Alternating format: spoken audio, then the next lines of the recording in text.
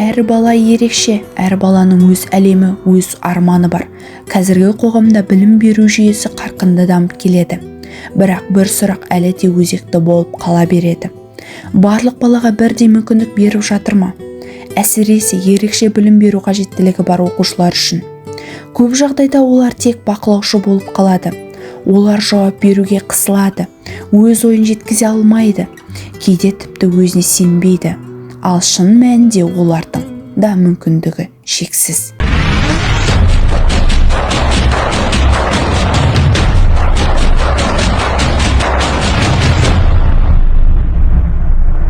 Сәлеметсіздер ме? Бүгін мен сіздерді біздің мектебіміздегі ерекше бір адаммен таныстырғым келеді. Ол тек бізге есеп шығаруды ғана емес, ойлауды және дәлелдеуді үйрететін ұстаз.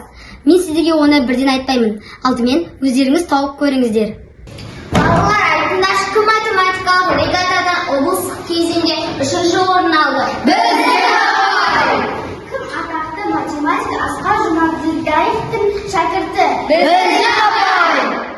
Кім күрделі есептерді бізге оңай жолмен түсіндіреді? Кім кез келген оқушының жүрегіне жол таба алады?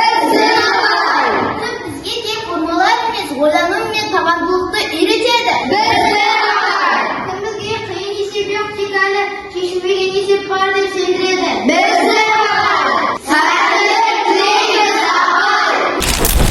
Мен Рүстем Айгерім Асылбекқызы ерекше білім беру қажеттіліктері бар оқушылармен жұмыс жасайтын мұғаліммін. Мен үшін әр оқушы жеке тұлға. Бұл жай ғана көзілдірік емес, бұл менің оқушыны көре білу қабілетім. Мен әр баланың тек бағасын емес, оның ішкі әлемін, мүмкіндігін және жасырын потенциалын көремін.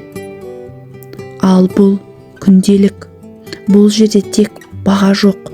Бұл жерде оқушының дамуы, оның әр қадамы, әр жетістігі тіркеледі. Мен әр баланың алға жылжуын бақылап, оның өсу траекториясын құрастырамын. Себебі ойын баланың тілі. Ойын арқылы оқушы қорықпай жауап береді, белсенді қатысады, қателесуден қорықпайды. Цифрлық ресурстар арқылы оның қызығушылығы артып, оқу процесі жеңіл әрі түсінікті болады. Менің басты мақсатым тек білім беру емес, баланың өзіне деген сенімін қалыптастыру. Себебі сенім бар жерде нәтиже бар.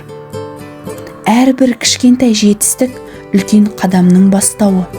Мен оқушыны тек оқытпаймын, мен оны қолдаймын, түсінемін және бірге дамимын. Инклюзивті білім беру бұл жай ғана білім беру емес, бұл тек мүмкіндік. Бұл қабылдау. Бұл әр баланың қоғамдағы өз орнын табуына жол ашу. Ерекше бала әлсіз емес. Ол тек басқаша. Оның дамуы үшін ерекше тәсіл, ерекше қолдау, ерекше жүрек керек.